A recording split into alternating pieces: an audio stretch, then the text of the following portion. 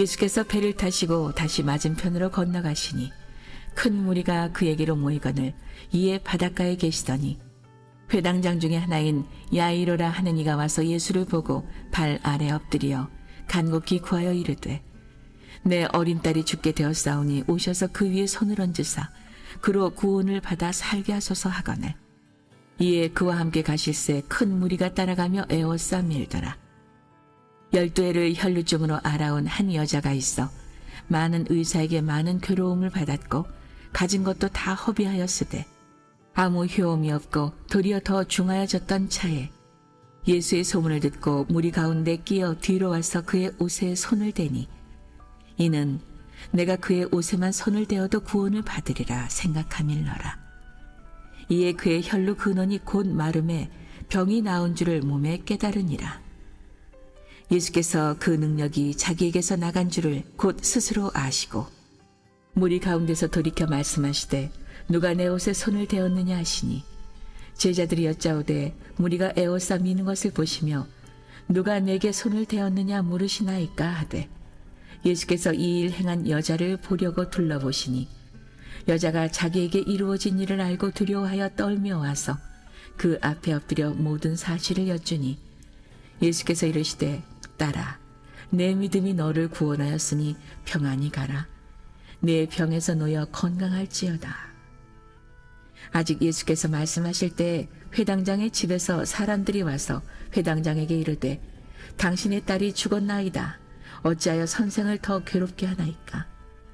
예수께서 그 하는 말을 곁에서 들으시고 회당장에게 이르시되 두려워하지 말고 믿기만 하라 하시고 베드로와 야고보와 야고보의 형제 요한 외에 아무도 따라옴을 허락하지 아니하시고 회당장의 집에 함께 가사 떠드는 것과 사람들이 울며 심히 통곡함을 보시고 들어가서 그들에게 이르시되 너희가 어찌하여 떠들며 우느냐.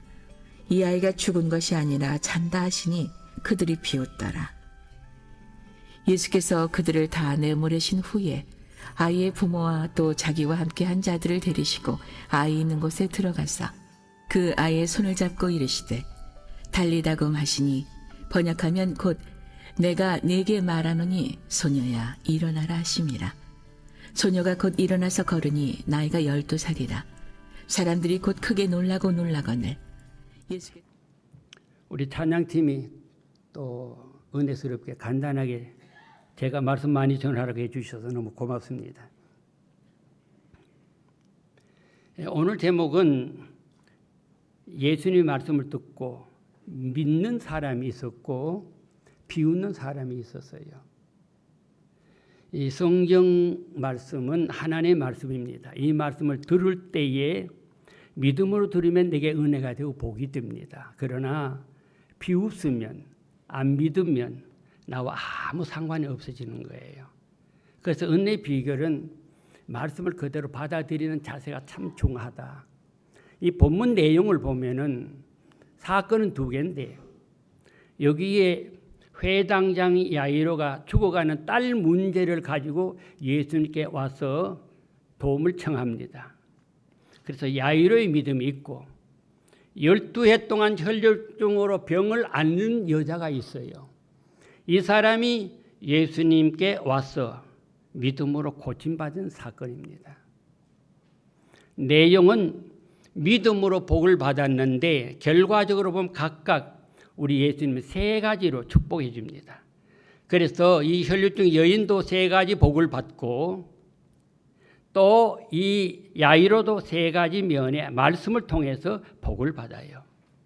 그래서 오늘 또 여러분들 하나님 말씀을 믿음으로 받고 또 하나님께서 여러분들이 그 은혜 주실 줄로 믿습니다. 아멘.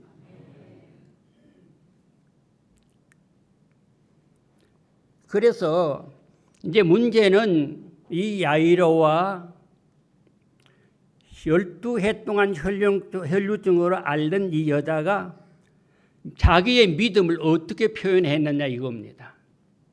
내 속에 있는 믿음을 예수님께 내 마음에 어떻게 예수를 믿고 있는가 그 마음이 담겨진 것이 오늘 여기에 이들의 예수님을 대하는 태도에서 나타나고 있다 그 말이에요.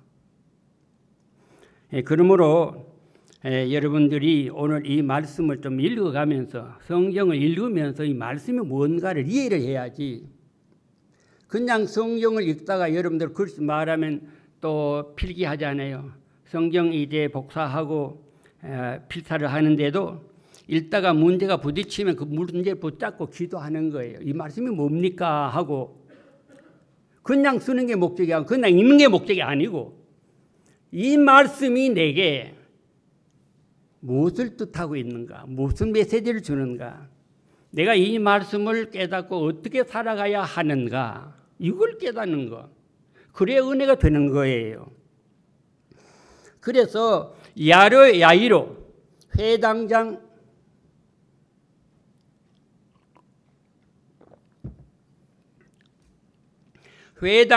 야이로의 믿음은 어떻게 나타났고 그리고 12의 혈중 앓던 여인의 믿음이 어떻게 나타났는가 그 믿음 보시고 우리 예수님은 그들에게 은혜 주시고 축복해 주셨다. 그래서 먼저 이 야이로의 믿음 표현을 봅니다. 어떻게 믿음을 나타내는가? 자, 우리 5장 22절 같이 읽겠습니다. 시작. 회당장 중에 하나인 야이로라 하는 이가 와서 예수를 보고 발날이 엎드려. 이 회당장은 당시에 그 지역의 제일 유지입니다. 존경받는 사람이고 그 지역의 교육을 다 담당하고 그 지역의 예배를 담당하는 상당히 큰 관은 유지입니다. 이 사람이 예수님을 찾아와서 예수님은 당시에 알려지기로는 나세렛 목수의 아들 또 역시 목수로 알려졌거든요. 이 회당장이 예수님께 와서 어떻게 해요? 발 아래 엎드린다 그래요. 무릎을 꿇고 경배하는 거예요. 무릎을 꿇고 자기의 사정을 말씀을 드리는 거예요. 이게 예수님 발 아래 엎드린다는 것은 첫째는 겸손한 마음을 가지고 오는 거지요. 뿐만 아니라 자신을 낮추는 겁니다. 하나님 앞에 뻣뻣하면 안 되지요. 우리 문화가 다르긴 하지만은 외국인들은 앉을 때마다 다리를 꼬고 이렇게 앉는 경우들이 많지 않아요? 그런데 한국인들은 대체적으로 좀 존경하는 사람들 앞에는 다리 꼬지 않지 않아요. 그렇죠?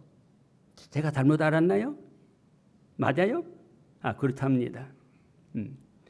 자, 그래서 하나님 앞에 올 때 우리 마음이 겸비한 마음을 가져야 돼요. 무릎을 꿇었다.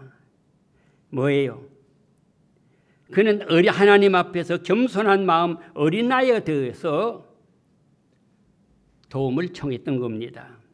그래서 하나님 나올 때는 내 명예, 지식, 자존심 없어요. 높고 낮은 게 없어요.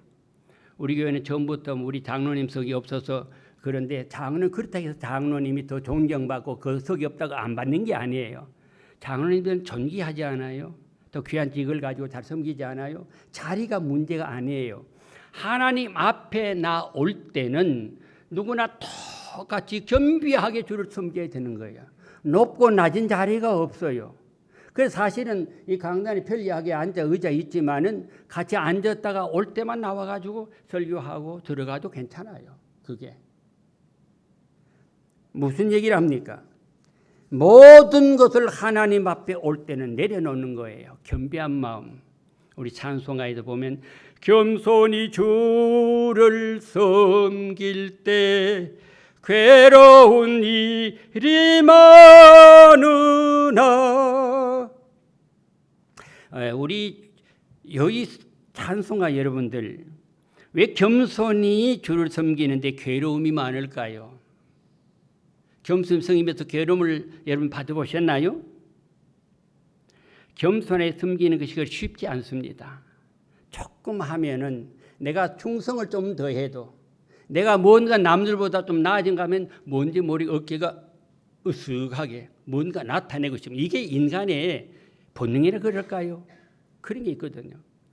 그런데 자기를 낮춘다는 것. 어떤 교회는 이제 장로 될 때 훈련을 시키는데 부부가 나와가지고 한 석 달 정도는 화장실 청소를 시킨대요. 그러니까 훈련 기간에만 하는 게 아니고 훈련을 끝난 후에도 한다는 거예요. 그리고 어떤 분은 어느 분이 그랬대요. 너무 갈등과 그게 마음이 이제 헷갈려가지고 이렇게 한 목사님이 일본의 목사님이 이제 어느 교회로 왔답니다. 교회 와서 이래 보면서 그 담임 목사 얘기를 이 교회 가서 내가 예수님을 보았습니다. 교회마다 가서 예수님 안 보이는데 이 교회는 예수님 보이더래요. 그래 나중에 얘기하는 얘기가 그 연세가 되신 장로님이 화장실에서 이를 보고 가면은 그 안에까지 깨끗하게 닦아가는데 그걸 보고 자기는 너무 감동을 받았대. 그 예수님을 보았다고 그 표현을 하더래요. 우리 야고보서 4장 6절 보면 같이 자 그러므로 일러서되 하나님이 교만한 자를 물리치시고 겸손한 자의 은혜를 주신다 하였느니라. 그런데 우리가 참 이게 말이 쉽게 잘 안 되지 않아요. 그런데 하나님 앞에 겸비한 마음을 가지면 하나님 은혜를 주시고 하나님 무궁무진한 복을 갖고 있잖아요. 천지 만물을 창조하시고 모든 것을 주관하시는데 하나님 마음에 들면 안 주는 게 없잖아요. 다 받을 수가 있고 얻을 수가 있고 우리는 누릴 수가 있습니다. 두 번째, 이 야이로는 기도하는 사람이에요. 여러분들 교회 와서 참 주일마다 늘 아쉬움을 느껴요. 와서 미리 와서 좀 기도하고 찬송 부르고 그러다가 예배를 마치고는 바로 가기가 바쁜 게 아니라 앉아가지고 그 말씀 붙잡고 주여 이 말씀대로 살 수 있는 믿음 주세요.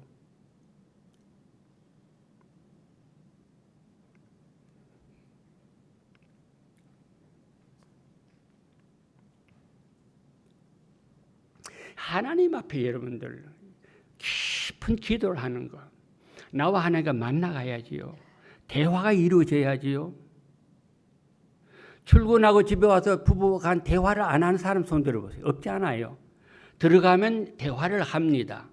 마음에 있는 거 터놓고 이렇게 대화를 하면 그 가운데 정이 오고 가지 않아요. 주일날 교회에 왔으니까 하나님하고 좀 만나가야 대화 좀 하고 가야지요. 하나님 사랑하는 딸이 왔습니다. 사랑하는 아들이 왔습니다. 한 주간도 이렇게 살았는데 하나님 도와주셔서 감사합니다. 이것은 제가 많이 잘못한 것 같아요. 하나님 용서해 주세요. 이 대화를 나누고 이 얘기를 좀 하다 가야 되지 않아요? 그냥 왔다가 뭐 말씀을 듣고 그냥 죽다 하면 가기가 바쁜 거 그거 못 만나고 하지 않아요. 예배가 뭐예요? 하나님 만나는 게 아닙니까? 주님과 만나서 나와 주님과의 교제가 있는 게 참 예배입니다. 오늘 여기 보세요. 이제 야이로의 기도는 너무 간단하지 않아요? 자, 13절 볼까요? 13절 같이. 내 어린 딸이 죽게 되사오니 오셔서 그 옷 위에 손을 얹으사 그로 구원을 받아 살게 하소서 하거늘.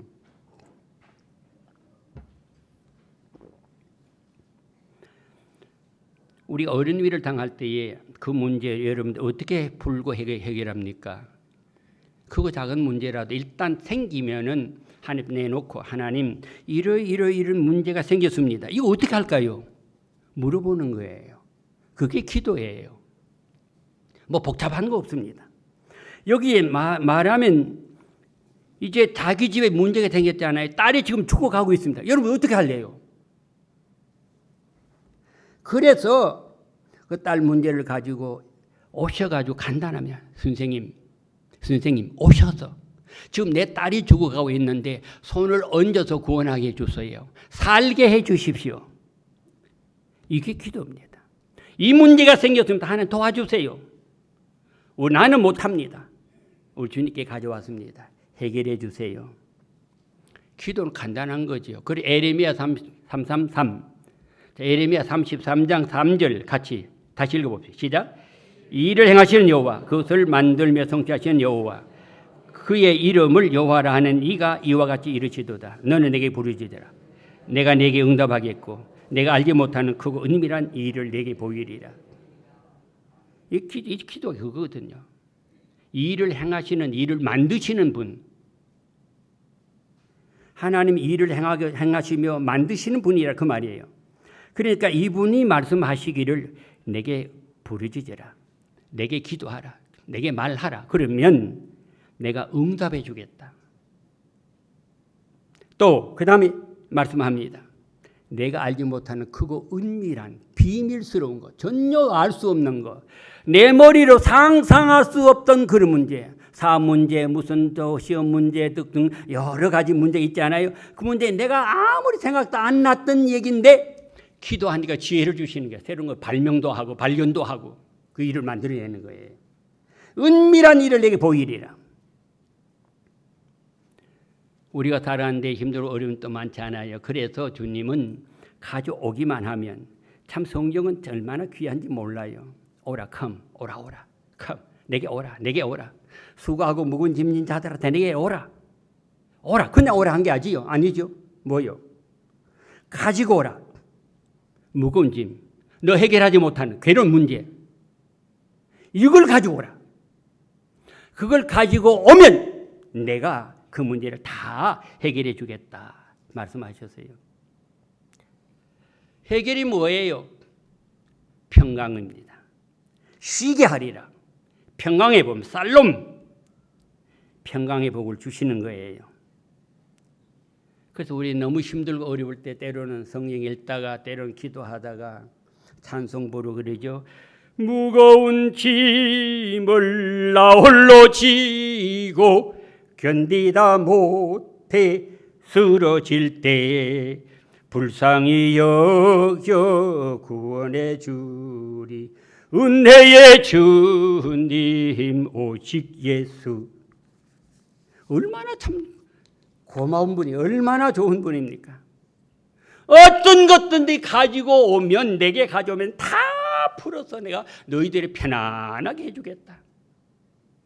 여러분들 진수성찬이라도 앞에 두고 안 먹으면 내게 안 됩니다. 아무리 위기가 없습니다. 먹을 때 힘이 되고 내게 은혜가 되고 복이 됩니다.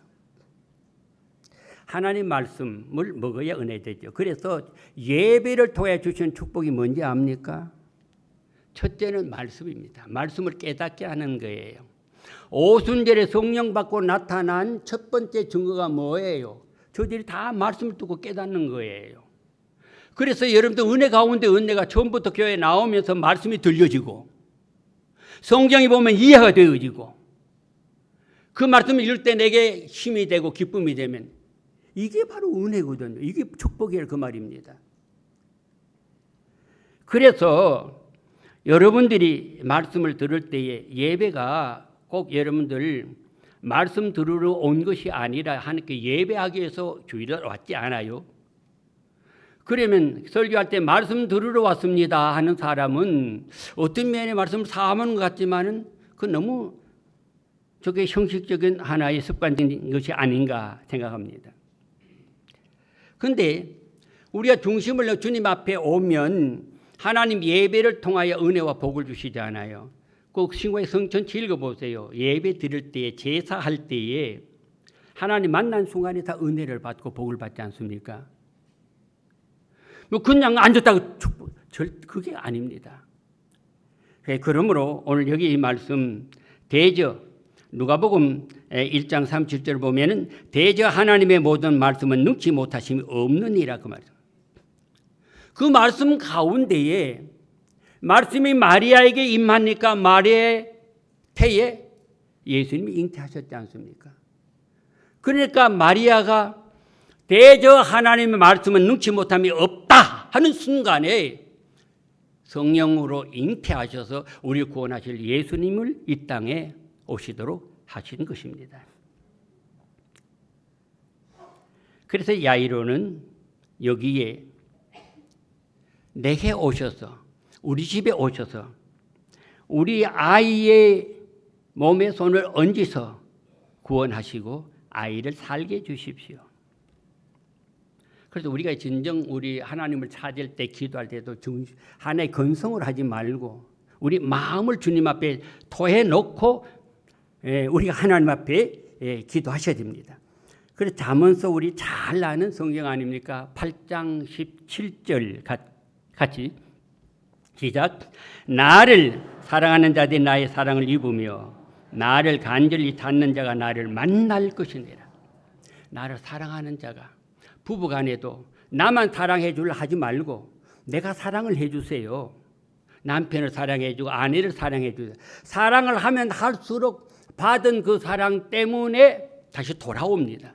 어떤 사람은 나만 다고 잠언서의 말씀처럼 그 머리는 두 딸이 있어가지고 딸이 둘이 있어요. 두 딸이 있어서 다고 자꾸 달라면 내놓을 줄 모릅니다. 줄 줄 모릅니다. 사랑을 입으면 사랑을 받으면 그 사랑이 충만해지면 나도 사랑하게 되는 거예요. 그래서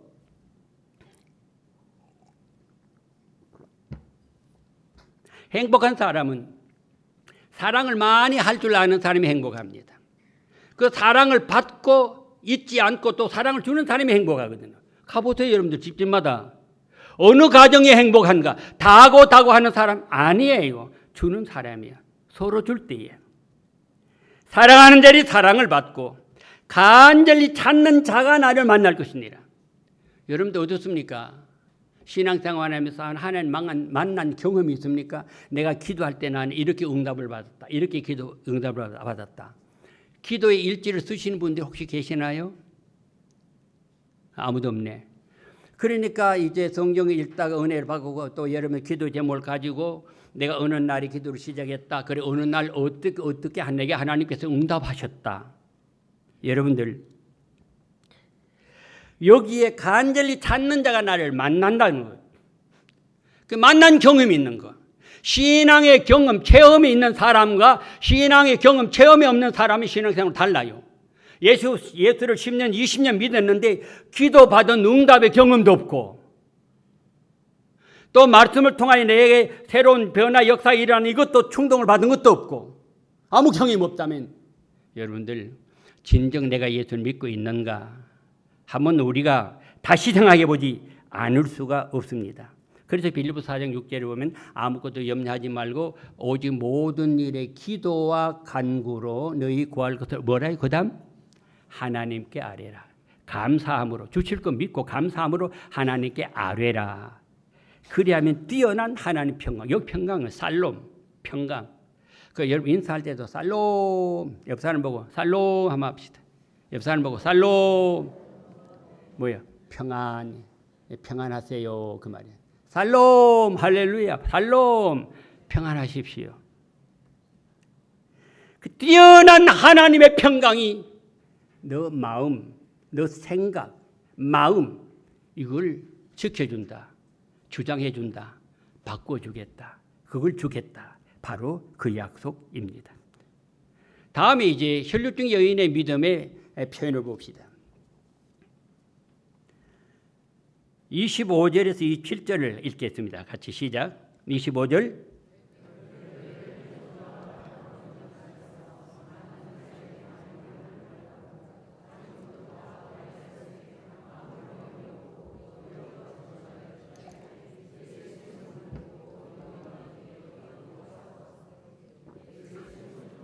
아멘. 여기에 많은 의사에게 많은 괴로움을 받았고 가진 것도 다비 허비하였으되 아무 효용이 없고 도리어 뭐요?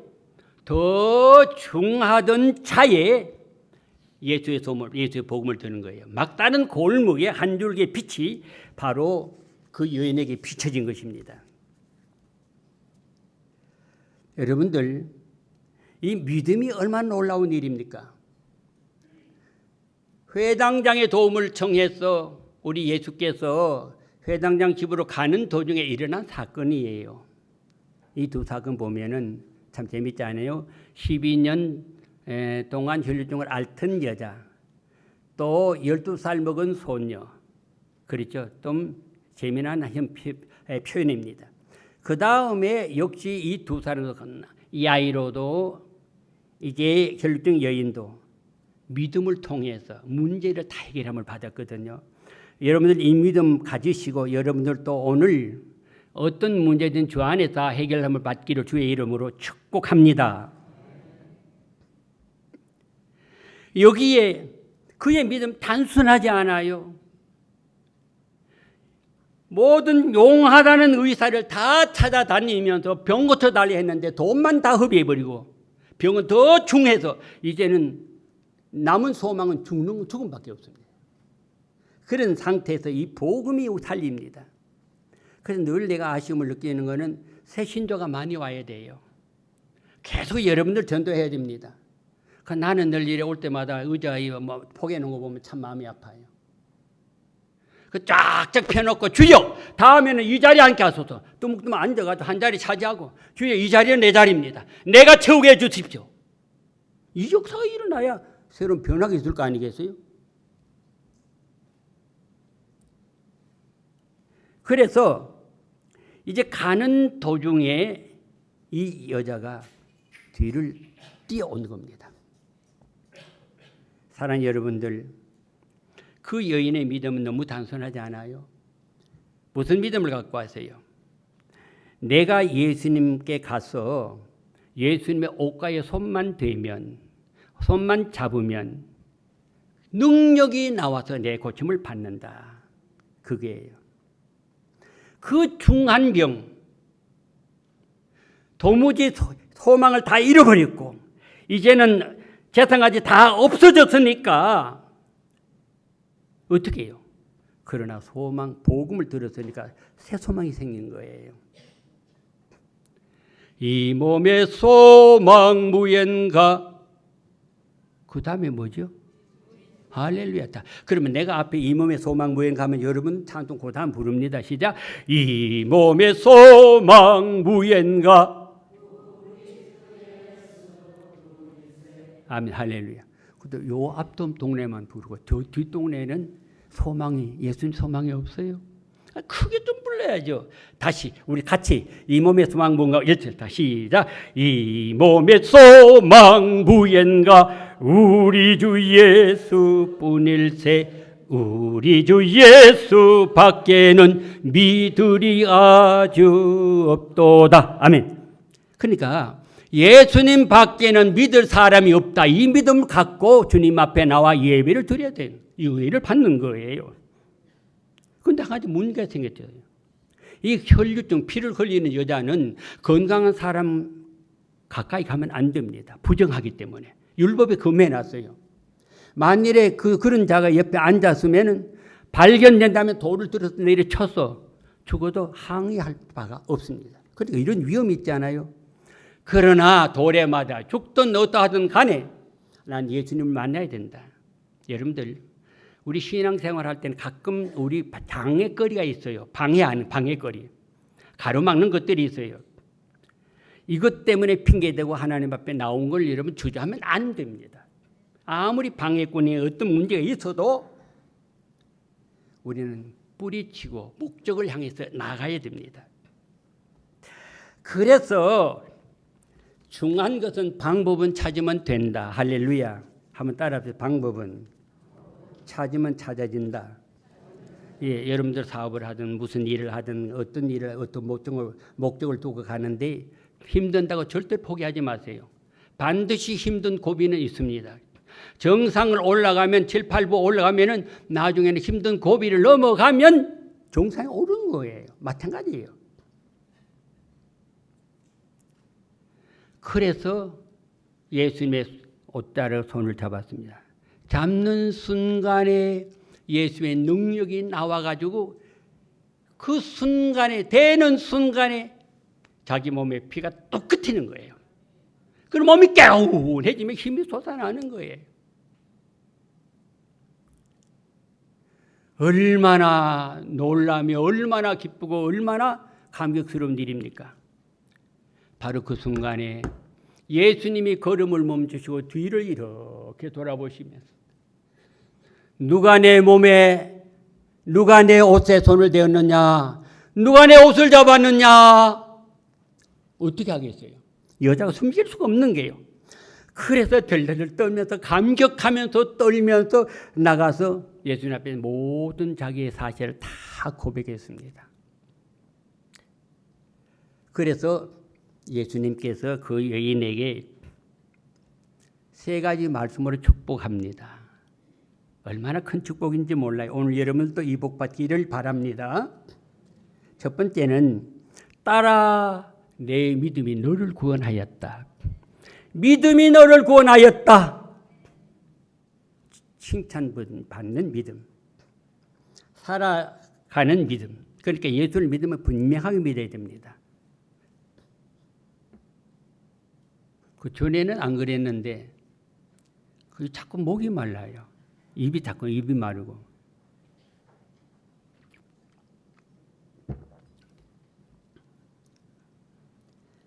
딸아 내 믿음이 너를 구원했다. 믿음이 너를 구원했다. 여러분들 구원받는 믿음.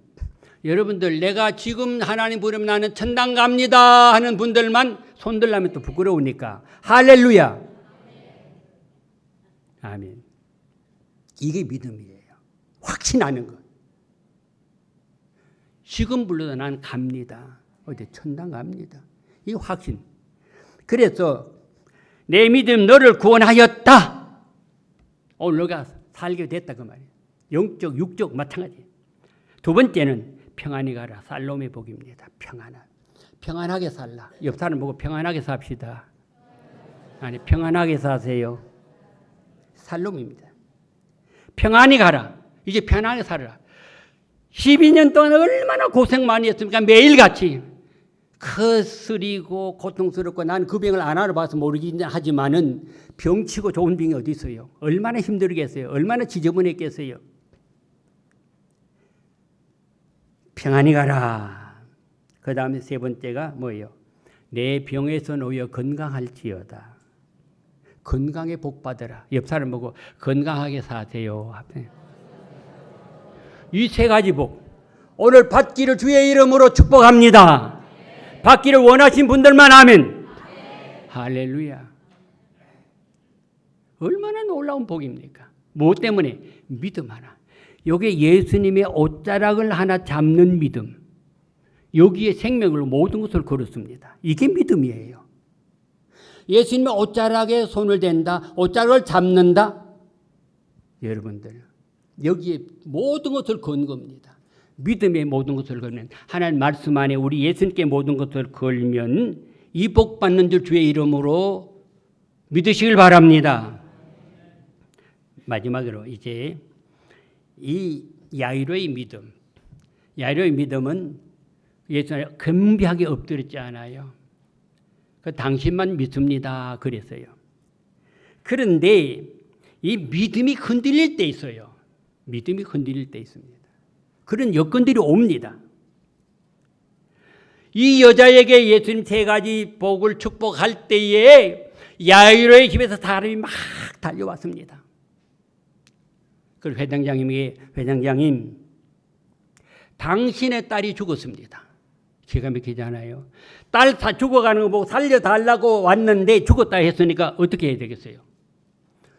여러분 옆 사람에게 물어보세요. 그럼 어떻게 하시렵니까? 물어봐요. 안 물어봐라고요. 왜 안 물어봐? 당신 같으면 어떻게 하겠어요? 그래. 그런데 죽었다는 거예요. 그러니까 죽었다 하면서 또 하는 말이 보세요. 선생님을 더 괴롭게 하지 마세요. 이 말이 무슨 말이에요? 예수님도 이제는 필요 없습니다. 진짜 그렇습니까? 이제 예수님 죽었으니까 예수님 필요가 없습니까? 내가 한 곱이 어려운 일을 당하면 이제 이거는 예수님도 필요 없다. 예수님도 못한다. 하나님도 못한다. 그러면 그칩니다. 그러니까 회당장이 성경 보세요. 주님 뭐라 그랬어요? 두려워하지 말고 믿기만 하라. 한번 따라합시다. 두려워하지 말고 믿기만 하라. 왜 그 말을 하셨을까요? 회장이 떨었을까요? 안 떨었을까요? 안 떨었는데 예수님 그 말씀 하셨을까요? 아니에요. 그 기록은 없어요. 보면 그러나 예수님 말씀하신 거 보면 너무 잘 알잖아요. 모든 걸 아시는 예수님이 두려워 떨고 있는 회당장 얼굴은 어떻게 했어요? 아마 새파랬을 거예요. 새하얗게 변했을 겁니다. 얼마 떨었겠어요? 그때 예수님께서 두려워하지 말고 믿기만 하라. 믿음을 가진 야이로에게 세 가지 복을 주셨는데 첫 번째 복이 뭐예요? 따라합시다. 두려워하지 말고 믿기만 하라. 그리하면 내 딸이 산다 그랬어요. 두려워하지 말라는 거. 어떤 일에 두려워하지 말고 우리 주님 바라보시기를 바랍니다. 아멘입니까? 그 다음에 집에 갔습니다. 가서 보니까 야단 났습니다. 아이가 참 죽었습니다. 많은 사람들이 모여 막 떠들고 통곡하고 울고 막 보통 문제 아닙니다. 회당장의 집이니까 사람들이 또 나가서 우는 전문적으로 울어주는 이제 그런 사람도 있습니다. 직업적으로. 그러니까 많은 사람이 울고 야단이 났으면 야단이 났어요. 그 회당장이 얼마나 당황했겠어요. 그러나 예수님의 말씀을 믿고 갔었습니다. 그 두 번째 우리 주님이 주시는 메시지가 그 집안의 모든 식구들에 선포한 말씀이에요. 따라합시다. 울지 말고, 울지 말라, 울지 말라. 내 딸이 죽은 것이 아니라 잔다. 이 소녀가 죽은 것이 아니라 잔다 그랬어요. 울지 말아라. 조상집에 울지 말아라 한 사람 있어요? 아무도 없어요. 예수님은 울지 말아라. 아이가 죽은 것이 아니라 잔다. 여러분들 누가복음은 좀 더 세미하게 기록되어 있어요. 전반적으로는 마가복음이 제일 상세하게 이 내용을 기록하고 있고 이제 마태복음 좀 대충 조금 설명을 하고 누가복음 보면 좀 구체적인 면이 또 있습니다. 울지 말아라. 아이가 죽은 것이 아니라 잔다 그랬어요. 여러분들의 마음이 슬플 때, 여러분들이 공부할 때 여러분들을 위로해 줄 자가 누굽니까? 우리 주님이에요. 주님이 울지 말라면 여러분들 울음이 그칩니다. 슬픔이 그치고 기쁨으로 변하도록 해 주실 줄로 믿는 것입니다. 이 사람들이 들어서 믿음이 없는 사람, 여기에서 오늘 설교 제목이 믿는 사람, 비웃는 사람입니다. 예수님의 말씀을 듣고 비웃는 사람, 예수님의 말씀 듣고 믿는 사람, 믿는 사람은 방으로 다 들어갔어요. 예수님과 그 아버지 또 가족하고 그 다음에 예수님 제자 세 사람하고 믿지 않는 사람 바깥에서 헤이 아니 방금 우리가 죽은 것을 보고 숨도 끊어진 것을 벌써 알았는데 시간이 벌써 몇 시간 지났는데 뭐 잔다고? 헤이 웃기네. 그야말로 웃기는 거죠. 여러분들 우리 주의 말씀은 무한한 위로와 소망이 된다는 사실입니다. 그런데 이 사람들 비웃는 이유가 있습니다. 이제 내려가서 53절에 내려가서 말씀을 보면 죽은 것을 아는 고로 알기 때문에 분명히 죽은 것을 알아. 자기 상식, 자기 믿음. 그래 신앙은 내 상식, 내 믿음, 내 지식으로 믿는 거 아닙니다. 하나님 말씀을 믿는 겁니다. 아멘입니까? 아멘입니까? 성경을 믿는 거예요. 목사님 말을 믿는 게 아니고 목사님이 전해준 성경 말씀을 믿는 거예요. 그럴 때 기적이 일어난 거예요. 세 번째 예수님은 야이로에게 선포한 말씀이 생명의 복음을 선포합니다.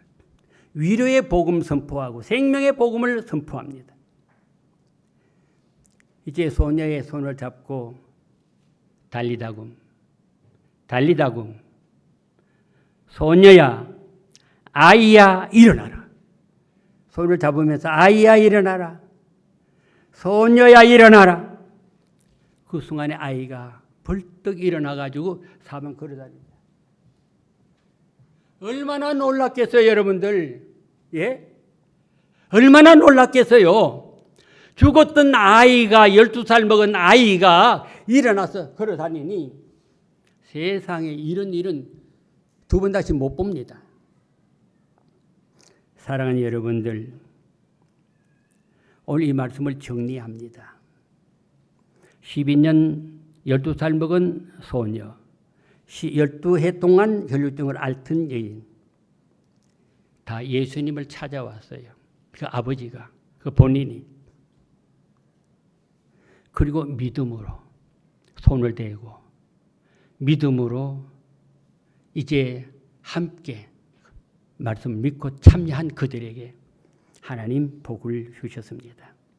사랑하는 여러분들, 믿음 가지면 인생을 바꿉니다. 예수 믿고 바뀌어져야지요. 예수 믿고 변화가 돼야지요. 복음은 변화를 시킵니다. 여러분들 미안하지만은 내가 오래도록 교회 다녔는데 난 아직 전이나 지금이나 하나도 변해진 것 같지 않다. 나는 안 변했다. 또 혹은 나는 안 변한다. 뭐 그런 분이 계시나요? 그런데 복음을 받아들이면 변하게 돼 있어요. 새롭게 변합니다. 신선하게 변합니다. 좋게 변합니다. 이게 복음이라 그 말씀이에요. 그러므로 이 믿음을 가지고 인생을 바꾸는 여러분들이 다 되기를 우리 주님의 이름으로 축복합니다.